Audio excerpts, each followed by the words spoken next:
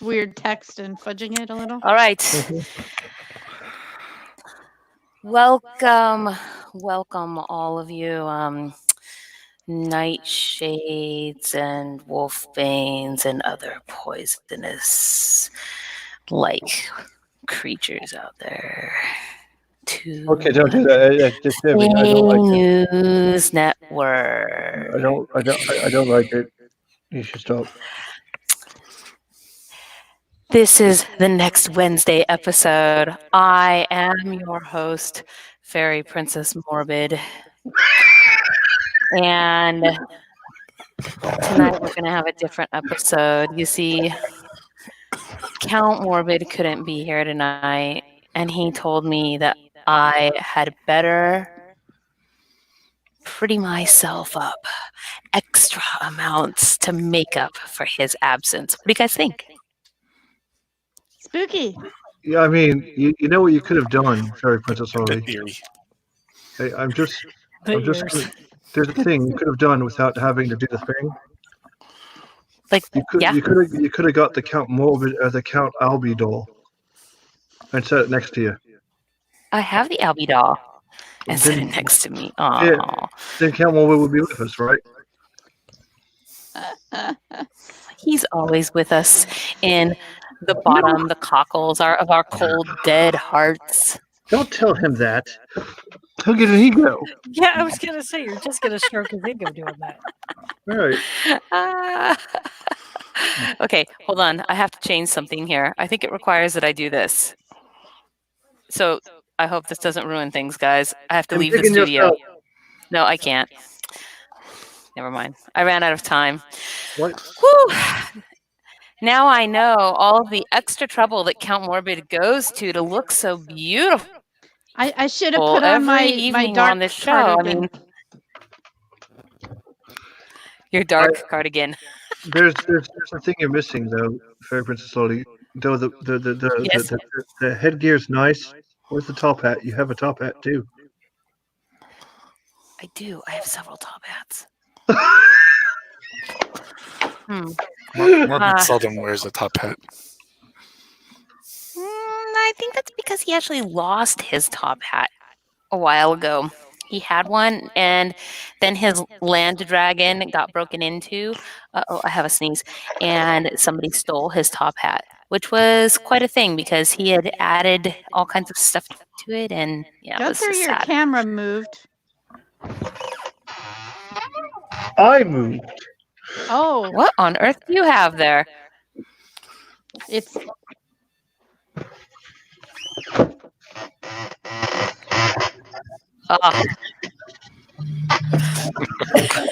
I am very morbid. You are not more morbid than I. I am more morbid than thou. That's because you put on makeup and I refuse. has not put morbid on become makeup. an adjective? I glamoured myself. Thank you very much. Yeah. I don't see enough sparkle. There needs to be more If I sparkle. knew this was going to be a morbid impersonation contest, I would have participated.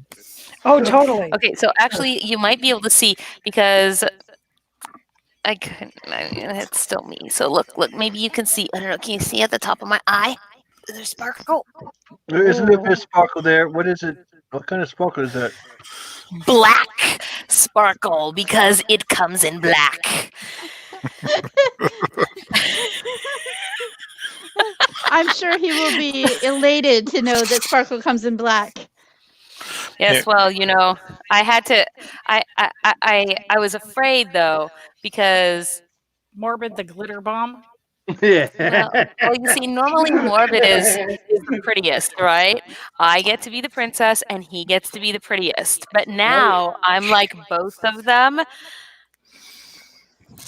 I feel So a little you're unintentionally the morbid prettiest princess ever. Yes. Do I get to usurp him? Does and I that get to make be her the more prettiest pretty? princess? Does it make me more what? More pretty. More Listen, pretty. she was always very pretty. It's just now she's pretty in a slew kind of way, which is why she's got black lipstick on her teeth. Do I? No, I don't. I can't tell from here. The fact that you have black lipstick to begin with, Princess Pink, is a thing. I've had it for a very long time, and I've worn it about 4.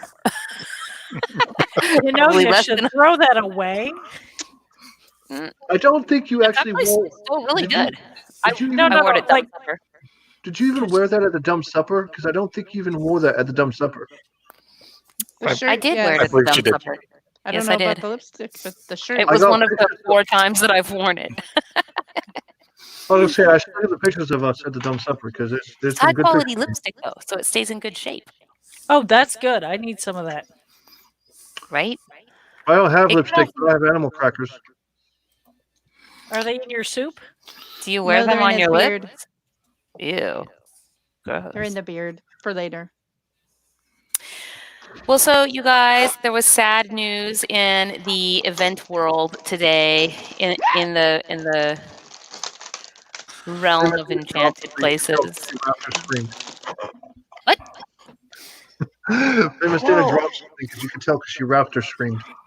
The largest cookies. Ren fair here in the Kingdom of Storms, which is the Washington Midsummer Renaissance Festival. It's all one company. So Washington Ren Fair, Oregon Ren Fair, Northwest Pirate Fest, and I think the Oregon Celtic Festival. All of them canceled today. Yes. Wow. So if And we so can did Gen manage... Con. Yeah, so did Gen Con as well. I know a great many people that go to that. So Yes. sad news. You know, I have nothing to drink here. Normally it's the last thing I do. And Well, I know I that brought my cup in honor of Morbid. the, the big event down in the Kingdom of the Outlands has been canceled as well. what is the Outlands? The SCA Kingdom of New Mexico, Colorado, and Wyoming. Yes, and all SC events here in Excuse me. Washington through July have been canceled. Well, Ooh. this one is in July, and they went ahead and canceled it too. So. That may be a known world Quite possibly. But decision. yeah, I saw that today, and I was like, "Ooh, that's a big one," because they were hoping it was still going to be able to happen, and Mhm. phew. That is sad. I'm sorry to hear that. Well, It's it's okay. sad, I'm not but there. at the same time, it's a relief. Yes. I'm sad for the people who were planning on going, and Probably not what I want. wasn't me this year. It's Agua Vitae, right? It's not what I want. According to the audience, Pensick has also been canceled. Oh yeah, yeah, Pensick was ooh. canceled like weeks ago. Yeah, it was When is Pensick?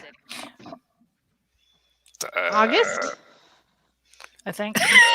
Everybody's like, we don't know. I don't know. I just know that there were several that were disappointed. It was Let's just say it's been more than 1 decade since I've been. I believe it was the beginning of August. It's like the entire month of August or something. 2 weeks. It's 2 weeks, and it's about a third of that poor little town's income for the year. Where did Yep. Gunther go? Probably to find Oh you boy, also some not sort of what I libation. wanted. He's gonna squeeze some sort of I wanted juice the other thing that was sitting thing on the to make counter. a juice thing and give you, Thank you. sustenance. Mm-hmm. I got Some Actually, libations. sustenance sounds so good. We don't know what we're having after the show tonight for dinner.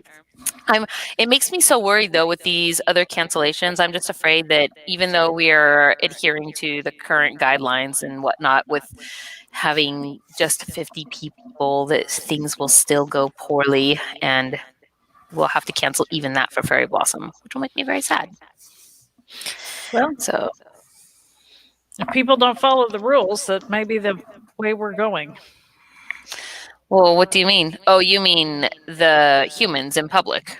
The humans in public, yes. humans If in they don't public. follow, if they don't follow If their they- social distancing rules. And if they continue to decide that Protest? yes, Mhm. Yeah, protesting businesses doesn't thrill me, but what can you do? I will not negotiate with tourists. Well, I still will not be out of school until the second week of June. So cross my fingers on the good parts of school. Although sorry. that does, speaking of school, Angry Wood Elf. Yes, the angry Oh wood elf. no! What? What's wrong with the angry wood elf now? Did she graduate or something? Yes, Why would she do Yes. that? because she needed to learn all she could learn from the humans while she was, amongst them. It sounds very gassy. You Sometimes. mean gassy, like full of hot air? At which I know that you would be very familiar with. So I mean, we could when you have a take your princess expert yelling it testimony. at you for the whole show, it happens. It's Sir Nettle. Hello, Sir Nettle. How are you? Hello. Hello, I am Nettle. struggling a little bit. I'm having some, shall we say, magic mirror difficulties this evening. Have you tried Uh-oh. smacking it and smacking it off? Have you tried Do you turning mean it off and detect turning roll? it back on again? Hey, Miss Dana, learn how to say it. Okay, here we go. Let's see. I'm looking Uh-oh, what are you looking for? right here. Pictures of Caradelian? Oh yeah, the angry wood elf. Yay! Yes. Congratulations to Angry Wood Elf. Yay! Yay! You get to hold a balloon and wear a hat. It's Yes, fantastic. yes. No, I'm there actually, was like she had cool signs and everything, but I Oh, guess maybe they're. Oh, here we go. You can see now. Oh, I'm very proud of her. sneeze. She was having a hard time once upon a time, Mm-hmm.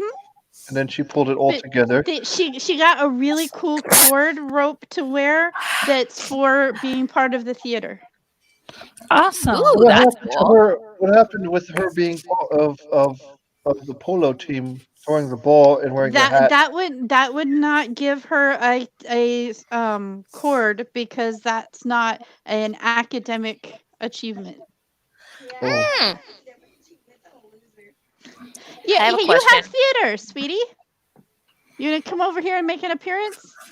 I know you were just on super famous FAE news on the YouTubes. Yeah, they just Millions of you were just people on can Fey see your News. They beautiful, talked about angry you. face.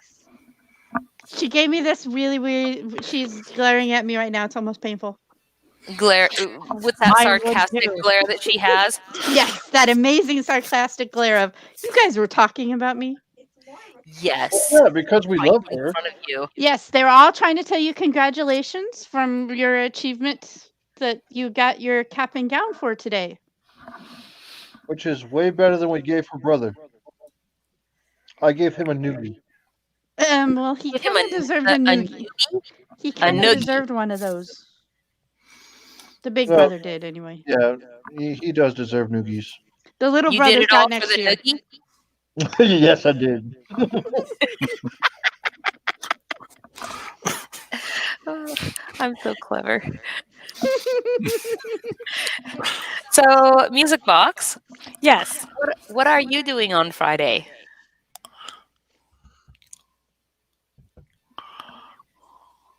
Same thing we do every Friday? Yes. Try to take over the world. Yeah. As far as I know, nothing. But where are we going to get the new except stuff maybe at this hour? packing boxes. Packing They're boxes. available on Friday, aren't they? So I But that would be about Well, I didn't tell her yet. I think that Gunther and Morning Glory and I are all going out to the Longhouse to kind of map it out for Fairyblossom Festival. awesome. And since you live out in the direction of Morning Glory, I thought maybe we could swing by and pick you up and take you with us. Absolutely.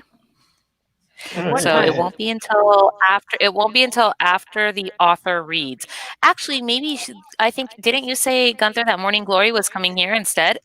I was going to say, Trishy, why don't you drive down to Morning Glory's house and you guys both can swing here and we'll all get on Land Dragon together and go out to Redmond. Okay. What And time? we will all Be here by 1500. Okay, 3. Okay. 1500. What kind of a fairy counts like that? One One that's that been just a found out that there's more than 12 hours in a day. It's still weird Yes. to call it 1500 as opposed to 15. I mean, well, it could be 15,000. Well, Ashes no, to because me. what if it's more than It's a- 15? What if it's 15 and 25? You don't It just was say 1525 1,025. because then that's the year Be here at 1525. So you have to say 1500. 1525. Nobody was around back then. 1500. Nobody was around back then. You mean all those SCA people are making it up and it's all based on fantasy? There was nothing in the 1500s? There was nothing before last Tuesday. My clock. I think that might actually be true. My You clock what? here says it's 12 bloody hours in the day. I just found out. Well, what much about more the than other that. 12 hours? Are they the 12 non-bloody hours in the day? Right, that's what I found out. I found out that there's not, you know, 100. Was it 100? Wait, he can tell time? Yeah, that's not a thing yet. Actually, I'm trying really hard. That's why I have it. Can you read that? Yes, it's not Roman numerals. So it has 12 because there's a very good reason for that, actually.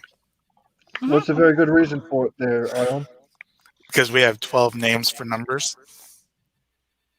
Actually, the culture that invented the clock system we use today also had 12 names for numbers. Me and time just don't get along generally anyway, but I especially object to any method of timekeeping that requires me to do math.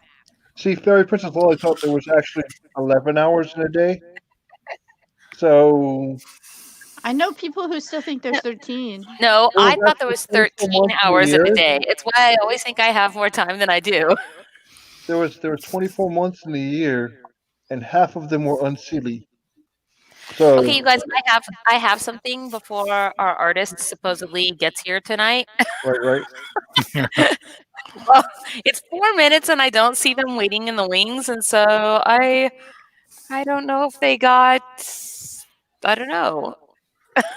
I do want to throw out there, Anyway. since I arrived late, that you were looking especially fabulous tonight, Fairy Princess Lolly. Of course you would think so. You know, I'm Nettle, very upset that when I look Nettle, like Count Morbid, everybody tells me I look fabulous. But when I look like me, your unseelie butt kissing is not going to go well. I mean, you remember that I'm the jackalope sworn to Count Morbid, right? Yeah, that's a bad call, man. are you kidding me? He's so lazy. He's probably super I'm lax. pretty sure that Sir Nettle is actually Count Nettle. We're just going with the flow. Is that correct? Hold on, my volume's not very great, so I'm going to need you to repeat that. You heard it the first time. You know. I really didn't, but dear. that's okay.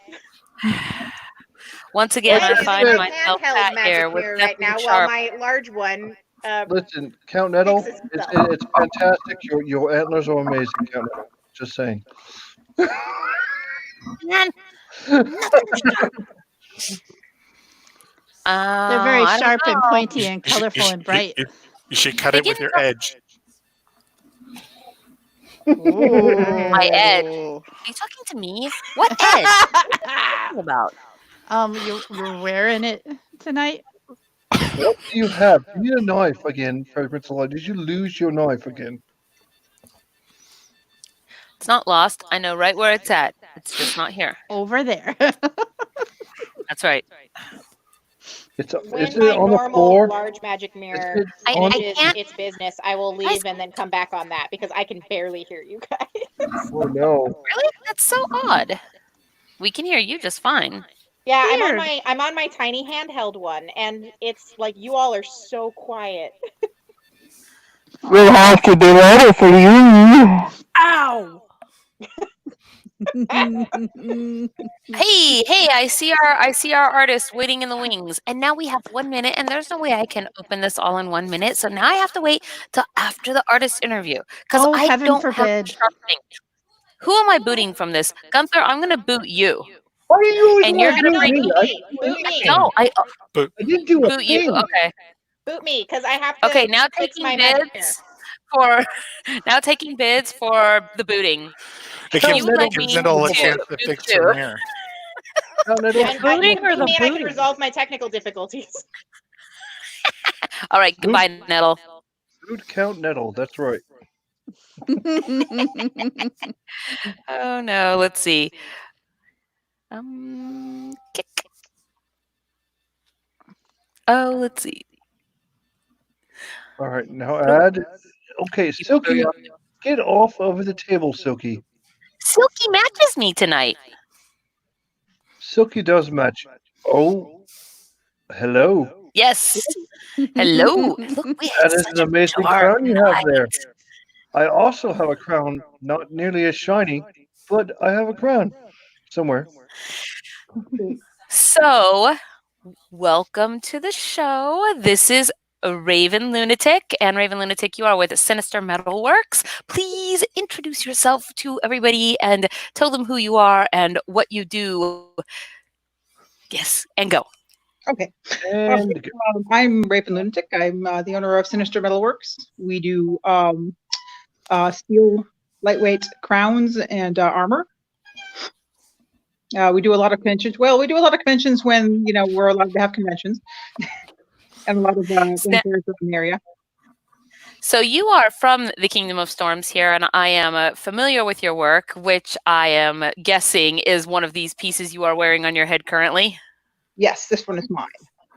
I have embiggened you so that you can show this to us and tell us a little bit about this. Since this is one of your pieces, tell us about your art and how you do the thing. Awesome. And yeah, if you have things to show us, please. Yeah. Okay. Well, this crown in particular is actually the Fruit Mark 1 of the Sorcerer Crown. It is based off of a lot of different kinds of sinister crowns in fantasy and in movies. We have a couple different designs off of this, including the Sorcerer Crown and the Battle Mage Crown that are based off of this design. And so, sorry. Oh, sorry. Go ahead. No, go ahead. Oh, all of our work is hand-hammered 20-gauge mild steel. It's all treated to be rust resistant, and it comes with a lifetime warranty. It's very lightweight to wear, very easy to wear. They have a, I don't know if I can actually show you one of them. They have a thong tie in the back. Oh, I am going to make that you embiggened so that we can see that close up. So it's got a grommet on one side and a set of thongs on the other side, and they tie very simply in the back. So they're very adjustable for all sorts of different kinds of head sizes. Nice. Very comfortable to wear. I wear this one during when I'm wearing it. I put it on at 10 a.m. and take it off at 2 a.m. Nice. And so, how do you keep it from poking you in the head? I'm curious. These are actually planed to the contours of your forehead. So the metal point, like this metal point, is actually not touching my skin at all, and neither are any of these. Yeah, it's actually well off the skull. It's close enough that it's not going to snag on things, but it actually doesn't sit on your skull. The only part that sits on your head is the steel band on any of the crowns, and that is lined with a leather lining. It's a very nice veil as well. Thank you. I should have made. Here, let me make you big again. See the inside real close here. Yep. On the inside is this nice soft leather strap, and that's what sits against your forehead. And then on some of our bigger crowns, we actually have them lined with a buffalo belly. So you can see on the inside of that, that is a very thick, very soft padded leather. It sits on your head, and even the cheekbones there are nicely lined with these thick buffalo bellies. And that's on some of the heavier crowns, and even the heavier crowns are a little bit, are not even quite a pound of weight. So they're not too, it's a little bit more of a commitment, but it's not too bad. And they're lined with a nice soft leather, and that is the only part of the crown that's really touching your head. awesome. Well, that answers the question I was about to ask about whether or not they get hot in the sun. Oh, the metal does get hot in the sun, yes. But Yeah, but- again, it's not touching you, so. Right. So, Well, no, they'll get hot and they'll get cold. out of curiosity, how long does it go into making one of those crowns for you, if you will? They take up anywhere from 5 to 15 to 20 shop hours, generally. Wow. Yeah. Yeah, the really simple ones. They have the very simple ones. This is an elegant crown. Is it? So, do you have more jeweled outside of that one just there? The jewel is actually steel. Oh. Oh. Yeah, that is not a gem. That is actually more steel. It's a coloration process we use, a proprietary process. That is, and then it's a high gloss permalac lacquer on top of it, very similar to the clear coat in your car. That's cool. Yeah, and that's what also seals seals them so that they are resist oxidation. Okay. Fairy Princess Slowly, it's appropriate for a baron to have a crown. Oh, definitely. As a matter of fact, Now look, one of my favorite stories that I like to tell. That is definitely a crown I'd wear right there. Yeah, one of my favorite stories actually to tell at conventions is when you talk about people needing crowns. We were vending a convention that had an open dealer's room, and it was at a large convention hotel, that was next to an airport. So there was a lot of people at the convention that had nothing to do with the convention. And one of them was this businesswoman, this mid-50s, Devil Wears Prada, strict, short, silver-haired businesswoman, in the button-down blouse and the starched slacks, and that's her casual wear. Right. And she's kind of walking around the dealer's room like, what is all this? And she comes up to us, and we were talking for business for a while, and she was really nice, and we were talking business. And at the time, we had this crown called the Evil Overlords. It was a black and spiky, it literally is called the Evil Overlord. It was a complete Moahaha crown. We haven't got that in our lineup at the moment, but it was a very awesome that piece. It had these copper spikes going up and down, and it looked amazing. That is actually very beautiful, the way you do that. Yeah. Oh, yeah. So anyway, she buys it, and we're like, okay. So, bought the crown, fitted it to her, stuff like that. And I'm like, okay, now that the ink's dry, I have to ask, why? I'm like, you don't go to conventions, right? She goes, oh, no, goodness, no, I was just here waiting for meetings. Like, you don't cosplay. Oh, no, I haven't worn a costume since I was 12. Why did you like this crown? And she says, oh, I'm the CEO of my company. I'm going to wear it for board meetings. Yeah. Oh, man. Oh, yeah. I love it. oh, that's great. So the answer to the question is everybody needs a crown. Apparently so, yeah. Oh, yeah. What got you started doing this? We did live action role play for about a year, and then my spouse, he was the actual armor smith, Aaron Parker, Mr. Sinister. Yeah, Mr. Sinister. Sorry about that. I'm getting interference. Started doing armor for that for his LARP character, and he didn't really get into LARPing. He stopped that after about a year because he decided he liked making armor better. But one of our friends from that asked for a crown for his character, and we're like, well, I suppose you can make you something like that. And it kind of spiraled from there into making crowns for everybody. And that was about 10 years ago. Yeah, about 10 years ago. And here you are. So I'm curious, and I'm not trying to ask you to give away your trade secrets or anything, but can you talk about how you make these cool designs that are, I don't know, like kind of raised in the metal? They're not etched, they're not hammered, they're not like hammered in the front, right? How do you do these? That's called repose. It's what? Called repose. It is a form of making. It's a commonly used type of decoration for armor. It's it's raising the metal from the back with a chisel and a hammer. Oh, so all of these designs are done like 100%. I mean, looking at this picture of the armor here, because you guys did all this armor too, right? It all looks like your work. Oh, yeah. Which is so every single one of these, you hammer in that whole design by hand. Yes, very slowly, with very small hammer blows, with a chisel and a hammer. It sometimes ends up being tens of thousands of hammer blows Like per the kind of more decoration. that you say that, the more I look at it and go, "Oh wow, man!" Because Yeah. So I have done some knife welding myself or making myself, as well as making spoons and such. So I know what goes into it, and I'm looking at that and going, "No, I can't do that. I mean, I can make you a knife. That's about it." Yeah.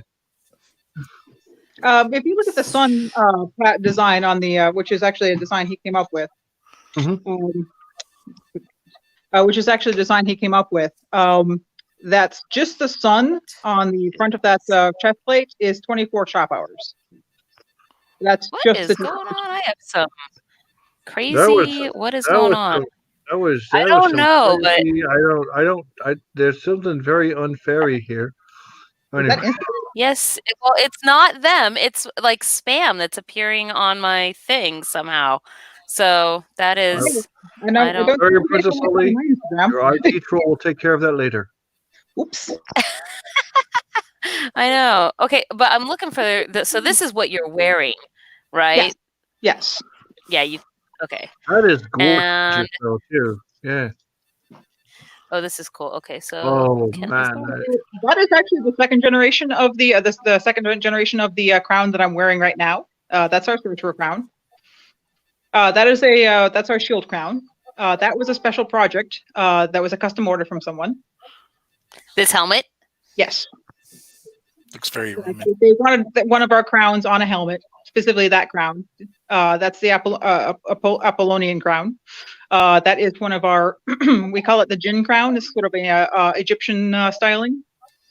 Oh, yeah. Yeah, I could see that. I could also see Maleficent. Yeah.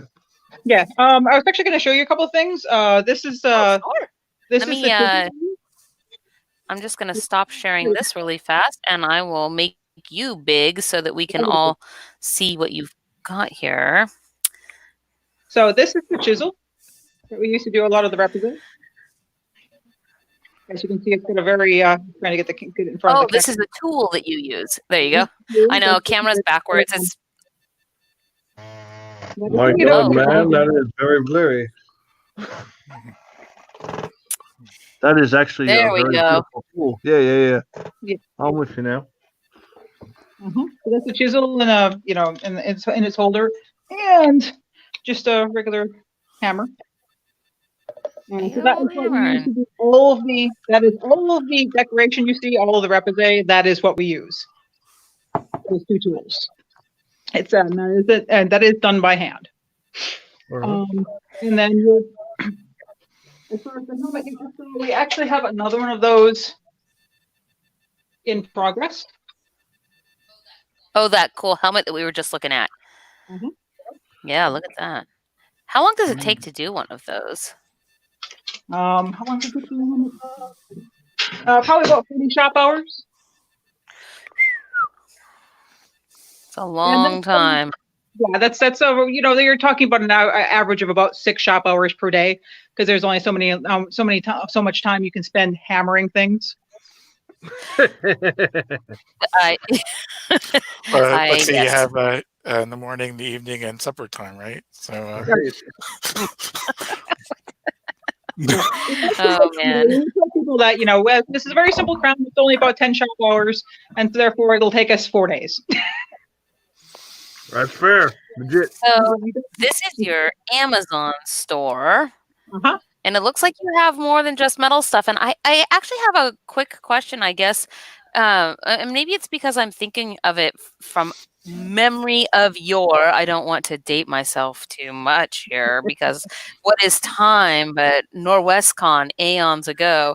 I seem to recall that this metal you use, you can do it in colors. You're not just limited to kind of the the blacks, grays. No, the colors you see on this on our products is the color we can get. We have a chrome black, flat black, chrome steel. I'm sorry, chrome blue, chrome purple. I can show you some examples on here. You can actually see them online, but so this is a chrome purple. Wait, are you holding something up? I am. Yes, okay, let me make you big. Let me make you big. For when you show the things, we do not want you to be a teeny tiny icon in the corners. Okay, so this is the chrome purple. Here you go. Let's see. What were you showing us? That is stunning. Wow.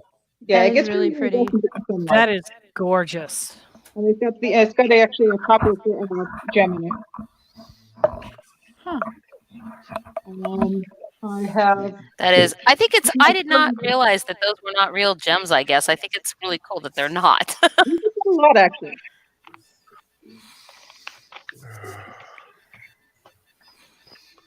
Okay, we have the flat black. This is actually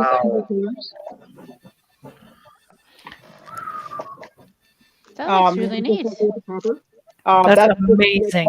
I actually kind of like the flat black. Yeah, flat is very nice, especially with the contrast of copper there. Yeah, we do this. We do this combination a lot. We have what I call antique silver. And that gives it kind of this very nice mottled color, the mottled shape. You see, it really looks like very, very old silver. Yeah. Oh, yeah. So that's the silver we have. That's cool looking. So what if somebody was interested in learning how to do this? What do you think the first steps or things that they should, I don't know, like advice for somebody that is a total noob at wanting to do something like this? The armor smith from the just speak at it so that they can hear you. Okay. Can you hear him? Oh, okay. Yes. Yeah, I can hear you. Yeah. To get started, I would recommend getting some really basic tools that don't cost a lot. The chisel, I have a replaceable headed chisel, so I can use different chisel heads, but in reality, you could grind yourself a chisel like this out of a single regular chisel from like Harbor Freight or something. Right. And the hammer is obviously a common ball peen hammer. I recommend getting a stump, which I mean literally a tree stump, sawed off flat, and you grind a number of depressions into it of varying depths and diameters.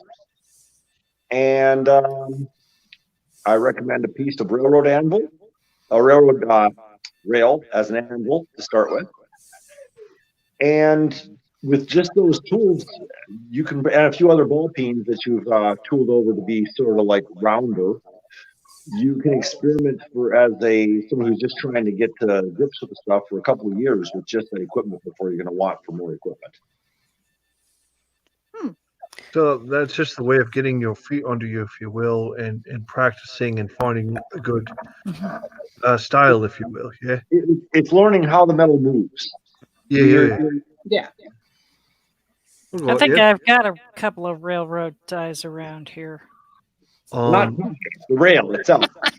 The rail. I mean, the rail. I've got the rails and I've got a couple of ties. Our cars are parked against the ties. I've got a couple of actual railroad rails sitting in front of my garage. If you don't, I thought railroad. I've never met anyone else who represents in steel. Almost all represent is done to silver, copper, bronze, or brass. Yeah, so, if I'm not mistaken, if most railroad ties are iron compound, right? Steel. Yeah. Very high quality steel, actually. Right. I think I gave a lot of that to Al. Ouch. To Orc. Well, you Ow, the orc. Ow, son of oops. Oops. They actually started doing armor in our living room, so which was lovely. How do your neighbors feel about your profession? We have had various reactions. When we were at a rental property, we got permission to insulate the garage and drywall the garage so that that's a nice noise muffling device. Our current shop is in a basement, and we have arrangements with our neighbors that we stop hammering after a certain time and don't start until a certain time in the morning. So yeah, there's a little bit of. So what kind of so what do you use to fuel the forge, if you will? Oh, it's all Coolberg. We don't use any heat at all. I mean, I asked because I've used coal, so you know. Oh yeah, no, I've got a forge, and I've done a little bit of ironmongering myself. But as far as the crowns and the armor that we do, no, it's all Coolberg. That's very good. That's amazing. So energy drinks and steak. Yes. I mean that's. I think we keep Okay, so that's how I get along. So. That's how I get along in the modern world. Period. Is energy drinks and steaks. Yeah, I know what the troll likes. Yeah, there's chicken wife famous. Steak sounds so good.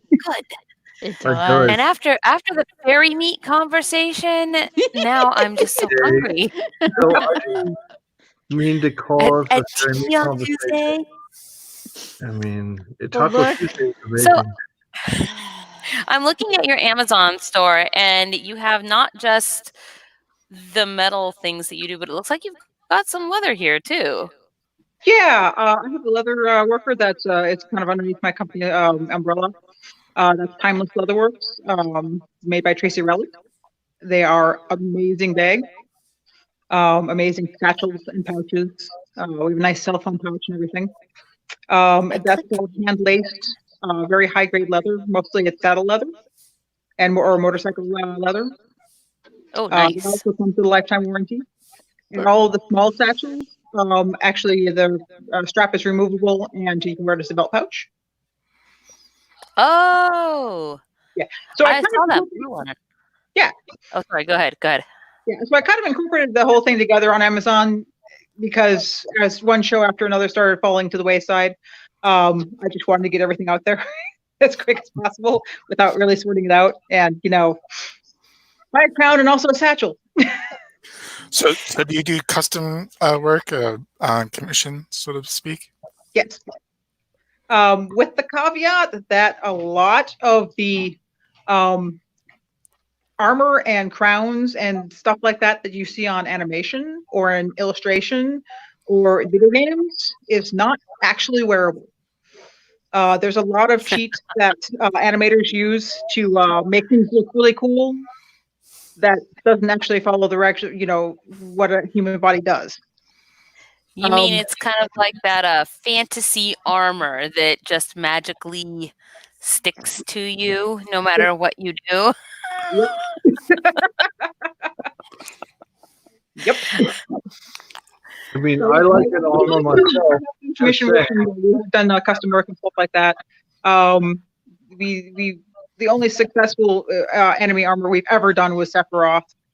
The rest of it is really kind of unbuildable.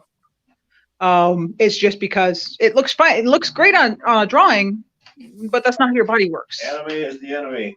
So he doesn't like doing enemy armor. Oh, that science! I laughed out loud and I was muted.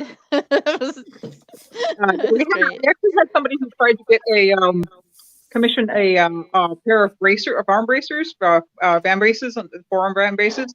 That was a complete tube around his arm. And we're like, okay, well, sure, we can build that. It'll have, we can build an interior structure and then put the clamps on, put hinges and make a little clamp on it. We can make it as obtrusive as possible. And he said, wrote back to us saying, no, it's got to be one piece. Like, what do you mean? Like, there's not supposed to be a theme. That's not what it is in the artwork. I'm like, why are you going to put this together and how are you going to wear it? Attach it to your bones. You wear it the same way a woman wears a corset. Just saying. But in strap course it's on. Magic. Okay, so you know. I mean, be it's fair, still an opening that there comes a closing. He didn't want It's any not kind of very- opening or any kind of scene. It's like that's not possible. You would have to put it on as a small child and grow into it. Yeah, to grow into it. So at the end of this conversation, he said that he was going to find somebody else to build it for him, and we went, go ahead. So I want to say about a year ago, Fairy Princess Lolly said, "Hey, you need some gauntlets," and she got me these. And it's like putting on I have a question. Oh, she has a question. Carry on. What's your question? My question is, what is the difference between a vanguard and a bracer? Um, Van brace and the bracer. Bracer is short for van brace. So it's basically the same thing. It's just for forearm protection. yeah. This is a van brace and a the other word. I've I always didn't thought realize that bracers were shorter, van braces were longer, because van brace, the word, is longer than bracer, which is shorter. Well, I So- learned something, speaking of the physics and the bendings and the things that have to happen a while back.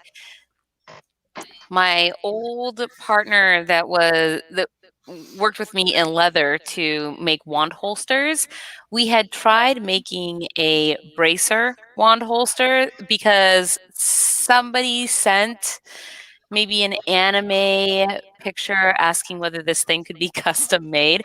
And it was just an arm and it had a bracer on it and it had a magic wand stuck in it. And so the idea, of course, is that you would can be amazing. draw your wand like this, da-da-da-da. Well, so we made the bracer, and when it was far too big for me, but it didn't really matter, because what I learned was that you have to have a wand that is about this big to go inside of a bracer because it sticks out over your elbow. So as soon as you do this, if it comes above your elbow, you've got this weird thing going all over the place. So it just has to be like a little bracer with a little bit of a wand sticking out of it. It cannot do, and I was very sad about that because it was not very feasible, but it would have looked so cool. Oh yeah. You know what's very funny about that is she talks about that, and yet it's the same measurement they use to measure certain kinds of musical instruments, including like a viola, a violin, what have you. It's from here to here. Yeah. Well, I'm just saying that it's your arm from here to here, or from here all the way back. And it's a very interesting thing that humans do. Well, so now somebody here in the audience has said that they have 2 very old railroad spikes just waiting for the right person to make them into knives. If somebody had the things and they were going to send them to you for a commission, is that something that you would do? Oh, we don't make knives. You don't make what? So they want somebody to make knives out of their railroad spikes? It says railroad spikes, yes. No, I'm afraid we don't make knives. That's not Oh. Yeah, that's hot. Well, no, we do the armor and crowns. We know several knife makers, and I'm sure several of them would be very interested in doing that sort of thing. Actually, making a knife out of railroad ties is a common practice. Also, another good thing that knife makers actually appreciate is if you use iron files. As well. I just gave a whole bunch of iron files away to some knife makers. So. I just think the idea of filing an iron railroad spike down to something that is knife-like sounds like more filing than you will ever want. I don't think you understand how long it takes. That actually clears up after the first hour or two. No, I gave one to Dave, I think, to play with. Dave's not here, man. Because I had several.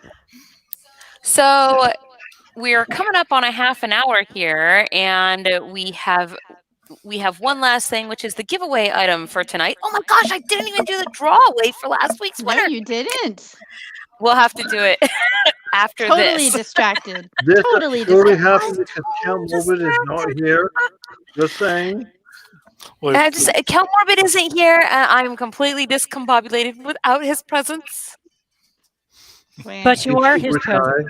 E.T. I send him presents sometimes. No, but I mean, When I'm right now you are his presence. I'm channeling Count Morbid. Just okay. Giveaway item. What? Giveaway item. Let's finish this off and then we do the giveaway. Well, their Yeah. giveaway. What's Yes. their giveaway? Right. Yes, that's what I'm trying to ask.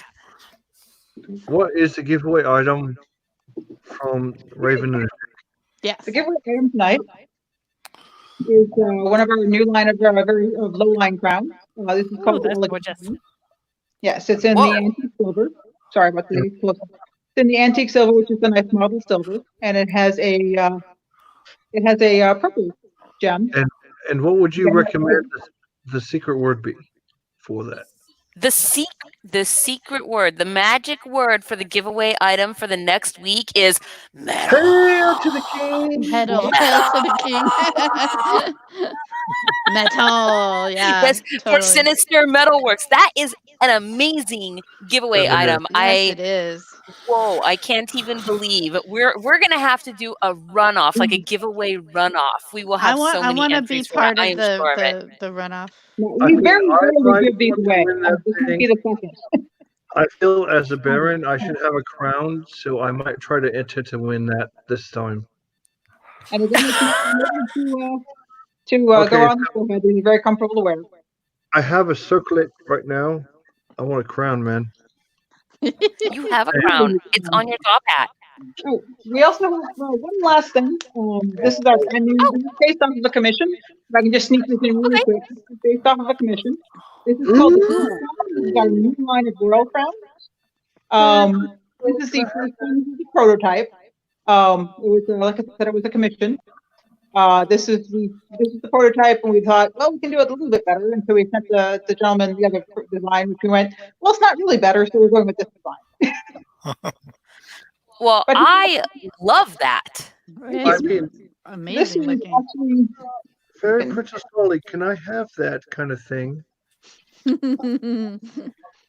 I feel like I am underdressed Nice. it's a now. bit big on me. Very nice. Wow. Maybe that is you should beautiful. save. Maybe you should save your crown upgrade for when you get your next title advancement. It's Oh, count. Yeah, What? so we have several different designs coming out on this concept, including like a Crusader's crown and more of a fleur-de-lis crown, a couple historical ones, and then a couple fantastical ones. Yeah. We've got. Also, I'm I'm not going to show this one. We've got some different kinds of spikes and stuff like that. So this is we haven't really never had a real serious king's type crown. So this is going to be our new royal line.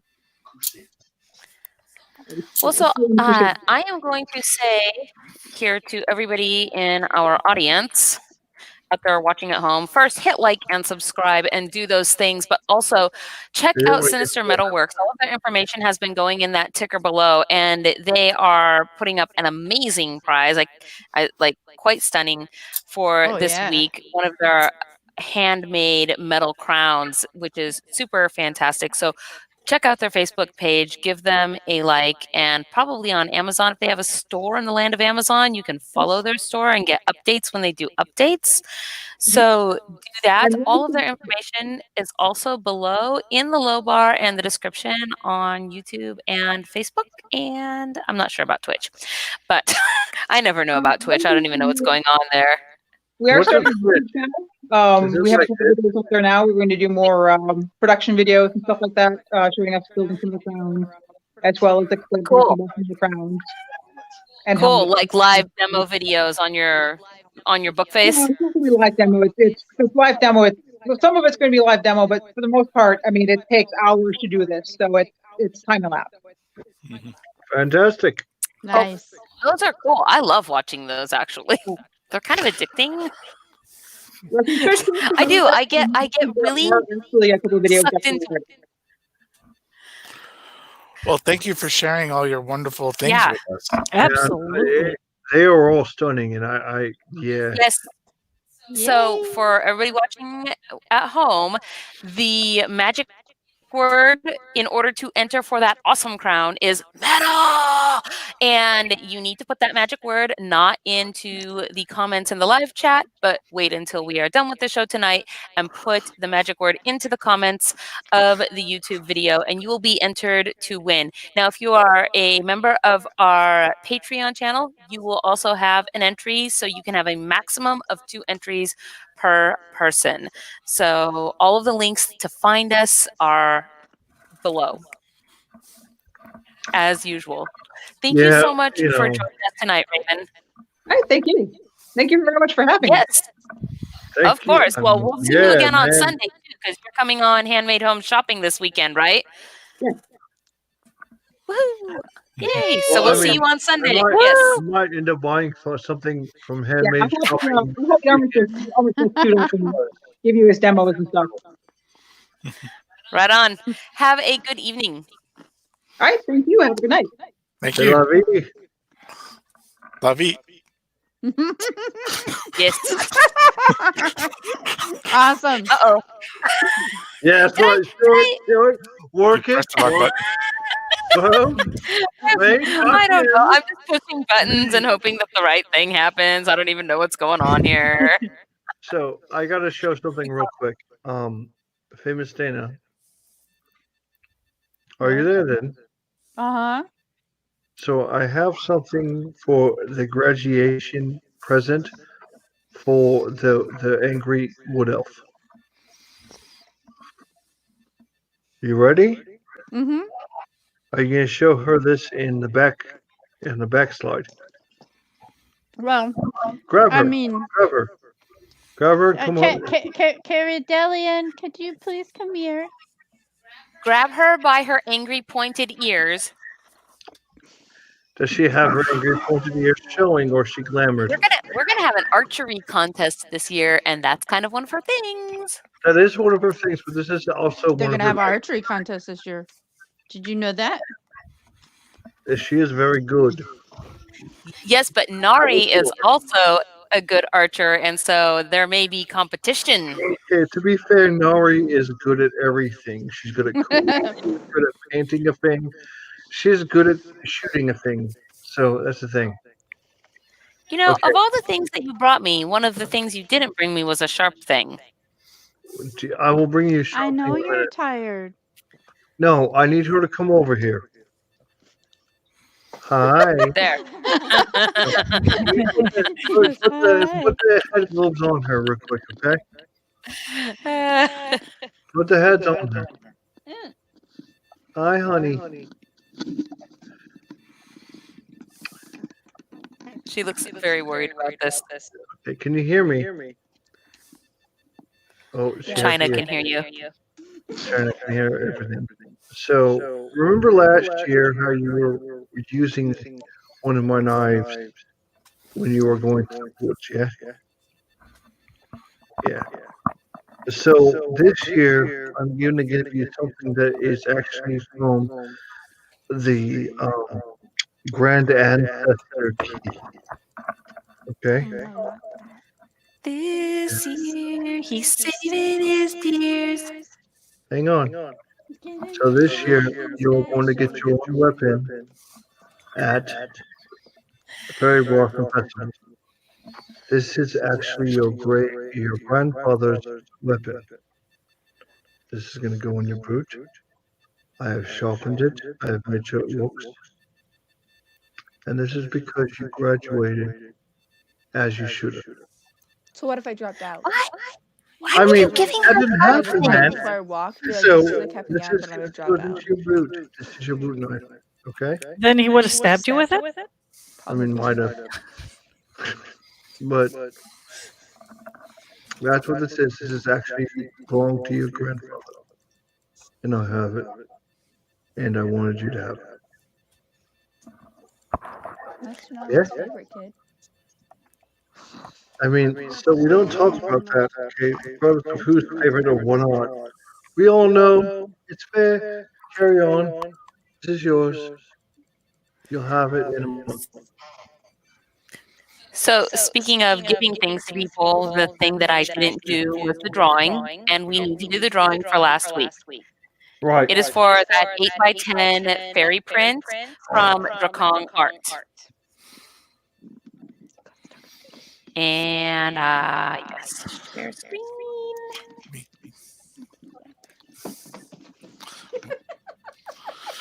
I can't believe I forgot. I always love doing this too. So once again, we had more than 50 entries. So when I put the entries in, then the wheel selects 50 random from the complete number of entries that we had, because we can only have a maximum of 50 on this little wheel. So I'm just letting everybody know how it works. Let's who will win. Spin, spin, spin. I know. Wait. See what I got. It's a keychain.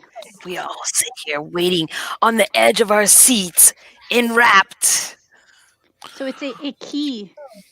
I'm just trying to read Hey, it. Gunther, you should bring me something sharp. Gunther, bring me something sharp. I'm on it. Hang on. I'm coming.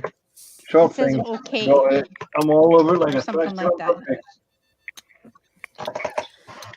Sharp. Yeah, it's happening. But it's a key that is a little pocket knife. Wow, You are going to have a key. She doesn't have her pocket keys knife. with her either. So I bought one for everybody in the house so that they'll have an emergency pocket knife if they need one. But the key part of it just it won't help the house Go get in away. the door, but it's pretty. And take a cat with you. Okay. Oh my gosh, stop spinning already. It has been going forever. It's almost Gnome and Fairy. We're just trying to figure out who won. It is so Oh close. my gosh. Because if we're still trying to figure that out. I heard it make the noise, but I can't see Gnome who and it is. Fairy. It is Gnome and Fairy, and Gnome and Fairy are the potters that we. Oh yeah. I'm pretty sure we had they were on Handmade Home Shopping a couple weeks back, and they're I think from the Kingdom of Burning Sun. Is that where they said they were from? Yes, that is. Yes, and so they are so nice Brand and they new. do great work. Yes, and they are. They're brand new, so it's very exciting, and that yay, good for them. So that one seemed like it took forever though. So congratulations to Gnome and Fairy. Yeah, what she said, but louder. Yay! Look. Dork. Fabulous. I have one now. I have to say, from backstage where I was hiding while you were talking to Sinister Metalworks, I have nearly bought one of their crowns at an event like 4 times because I can't remember what the gentleman's name is, but I'll go in there and I'll start looking at stuff, and then he talks me into trying something on, and then I see what I look like with it on, and I fall in love with it, and then I see the price tag and I cry. That's generally how this goes. But I have been planning to buy one of their things for years, and I was thinking that this year might be the year that I would try to do it before all of the events canceled. I still might try to do it this year. Considering that they are handmade vendors and not some big giant corporation, you can probably send them a message and maybe they will work with you to do a payment plan of some sort. A lot of handmade, they all have an Etsy oh, store, absolutely. so The big thing I want to make sure though is, especially with the amount of effort and time they put into that, I want to make sure they're getting the money that stuff is worth. Because it's so gorgeous. Okay, especially Count Metal. If you're wearing it during the show, I mean, it might help with the whole rigmarole. Just saying. So, I love that smile on your face right now. You're so happy to see that. I confess to nothing. He's enabling. You don't have to. I'm silly, so it's all good. I really think my chef hat would look amazing inside one of those crowns. Yeah, it would. All of us need a crown. Every single one of us need a crown. Right. I mean, I have a circlet. I need more crowns. I had a crown last year. So this is the thing. I have this crown from last year from when I won the costume contest Okay, I'm gonna go crazy. We have seen your crown before, Gunther. We have seen your crown on your top hat. We've seen it light up. I'm gonna go crazy if I don't get to unbox this thing that has been waiting for days for me to unbox it. Do the unboxing. I'm doing the unboxing. Do the I unboxing. have seen your crown, and you brought me a sharp thing. I brought you a sharp thing, but an unboxing and a crown. Is there a crown in the box? Ooh, is there a crown in the box? God damn it. Let's see what happens. I mean, unlikely. It's very flat. Yeah. No, I'm actually very excited to open this because a while back, so as you know, I have my little children's book there, and the artist of that was Herb Leonard. And Herb did a Kickstarter, I want to say sometime at the end of last year. And I, of course, contributed to that. And so this is the result of that Kickstarter that arrived just a few days ago, and I've been waiting to open it. So I'm opening it now. You should embiggen yourself. I should embiggen myself. If that's not sharp enough, I'm gonna get mad, man. It's already open. It's already open, man. What planet are you on right now? On delay. I'm on delay. It happens. I'm on delay. On delay is a planet where everything is running behind. I'm just saying. I actually thought on delay was run faster. Sometimes you troll it's on delay. On delay is run faster, but on delay. Woohoo! So this is pretty cool. I'm just gonna try to show to the camera here, to the magic eye, what it looks like with very little unpacking here. So all of these things are included, and yes, let me first see the thank you letter. It says it's very pretty. Look, I love it. Yeah. Thank you for supporting this project from Herb and Allison Leonard and the Prancing Pony. Our sincere thanks to you for backing us and helping to create the Reading Dragon Storybook. We couldn't have come this far without your support and encouragement. The Reading Dragon is the 14th self-published book that we have produced since 2004 and was a complete labor of love. We are very happy with how it came out, and we hope that you will enjoy reading it and continue to follow our adventures. We are always planning new projects, and we would love to share them with you.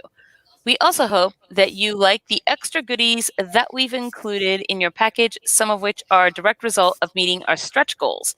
So that's awesome.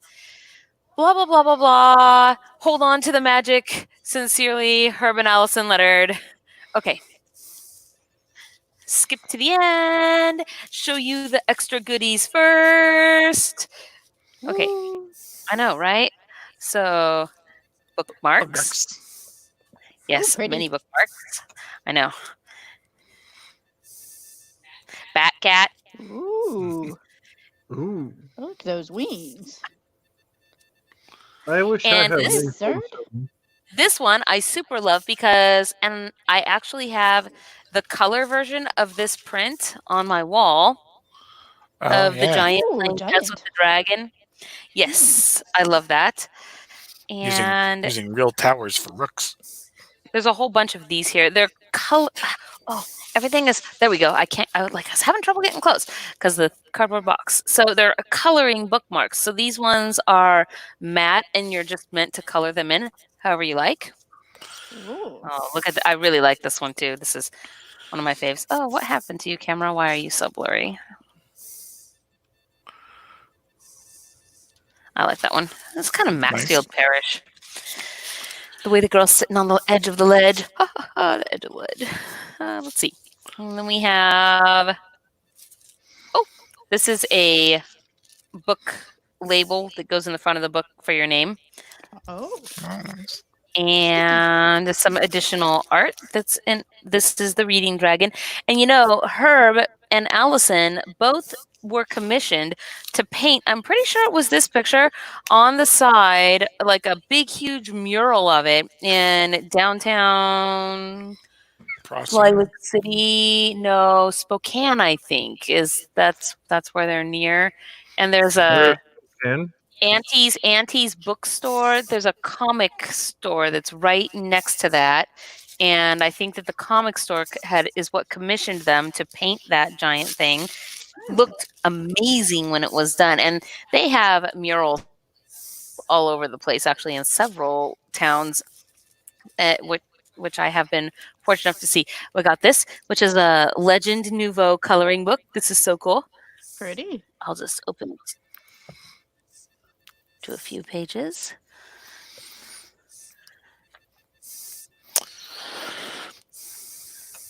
I know, I'm liking it. Herb and Allison could also be found online with their, so you too can get these books. Yep, you sure can. Actually, you can get them right there. That's their website, herbleonard.com. Cool.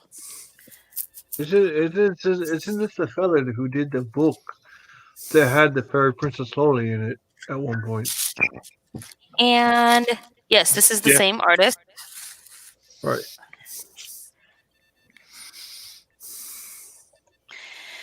And this is The Reading Dragon. This is the actual book that the Kickstarter was for. And oh man, it smells so good. I love the smell of these cool books.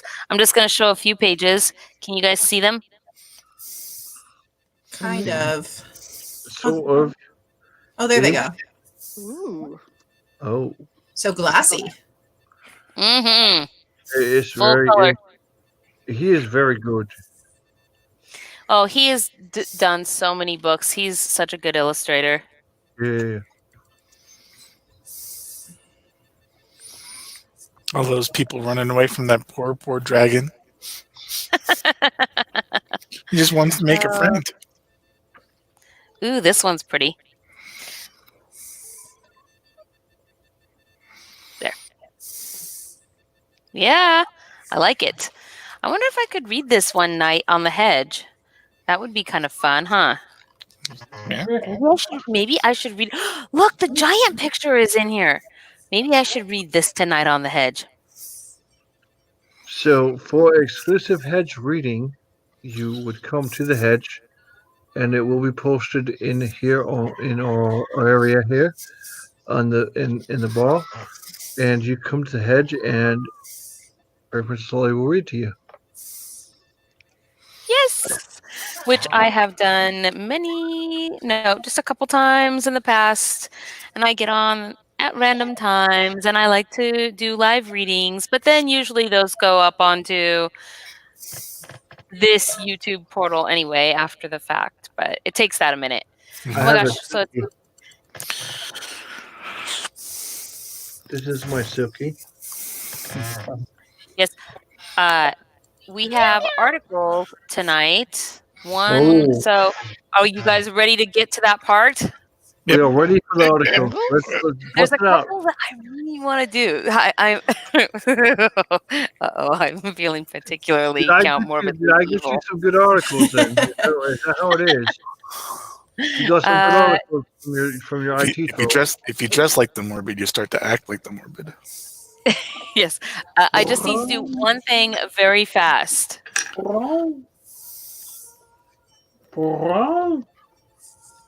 Yeah. Bloopers. This cat talks so much smack, it's crazy. Just saying. Did she say floop? Okay, I am done. I don't even know what she's saying right now. So the articles for tonight. Right. Let me find them. You have him. I know that for a fact. Of course I do. Because and I even pre-opened. So let's see. So we have. Oh, I have to look at all of them really quick. Oh my gosh, so tired of the ads. I'm sorry. I did everything I could for that one. No, I just at some point I turned off my little blocker thing, and I forgot to turn it back on, and I don't know how to turn it back on really quickly, and so now I'm just sort of like, how do I? Because they just drive me nuts.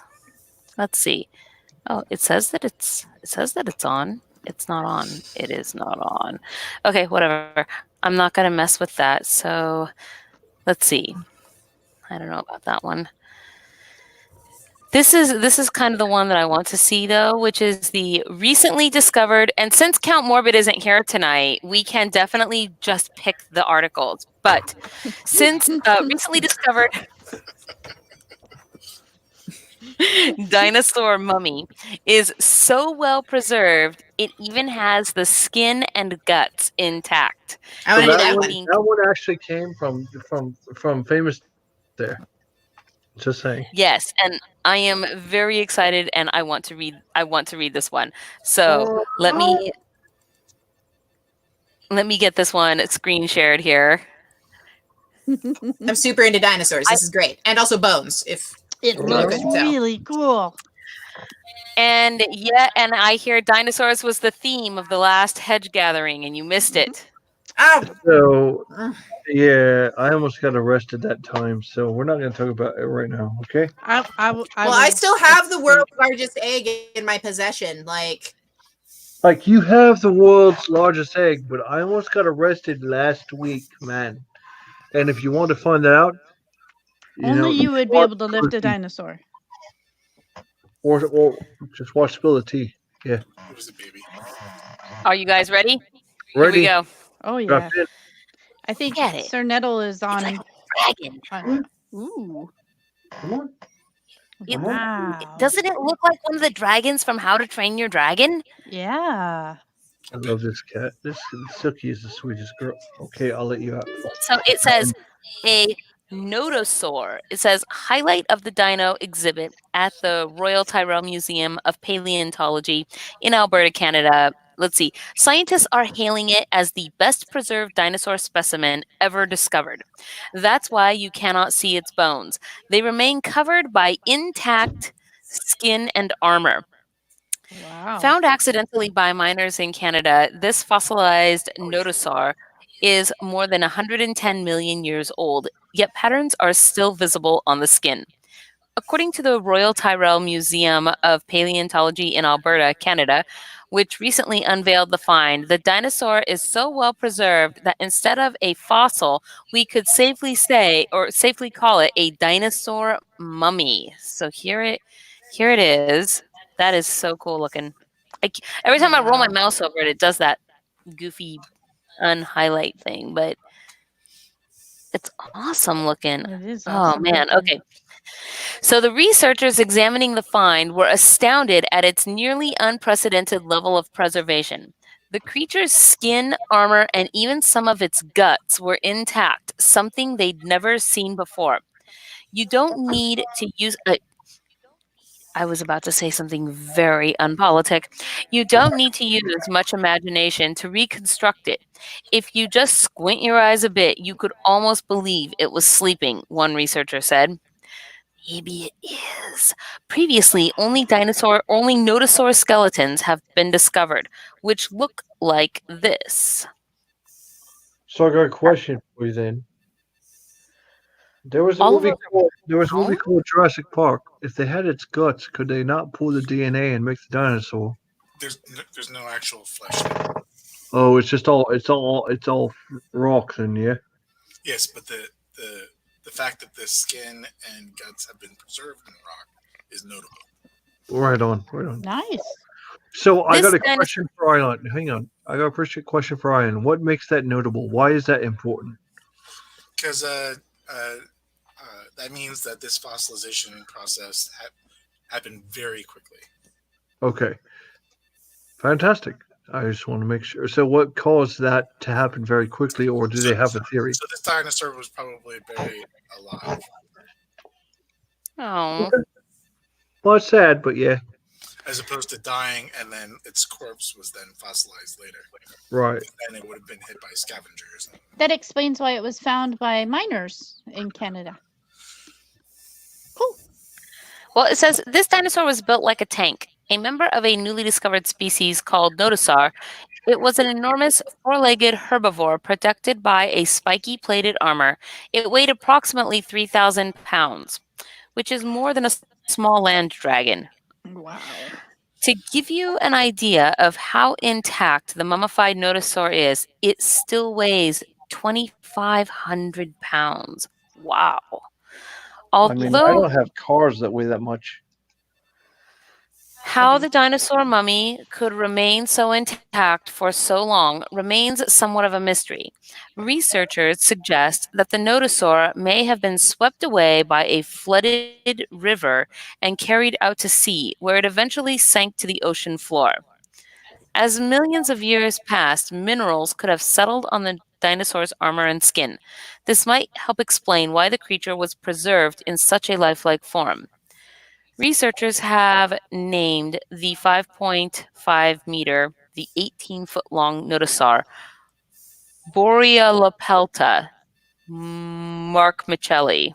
Borealopelta markmichelli, in honor of Royal Tyrrell Museum technician Mark Mitchell, who spent over 7,000 hours carefully unearthing the fossil. 7,000 hours. How many days is 7,000 hours? A year? It's about 3 years. 3 years. Oh, wow. Okay, I was. Because you can't work 24 hours a day. So if you're saying 3 years is 7,000 hours, I'm wondering why are you marking it in hours, man? Should be marking it in days instead, but like years at that point, man. It was found by an unsuspecting excavator operator that uncovered the historic discovery while digging in an oil sands mine, according to the museum's news release about the exhibit.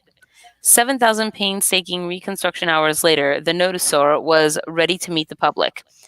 As if the preservation of skin, armor, and guts weren't impressive enough, the dinosaur mummy is also unique in that it was preserved in 3 dimensions with the original shape of the animal retained. wow. It's so amazing. And you know what I discovered recently? Speaking of dinosaurs, zebra butt, zebra butt.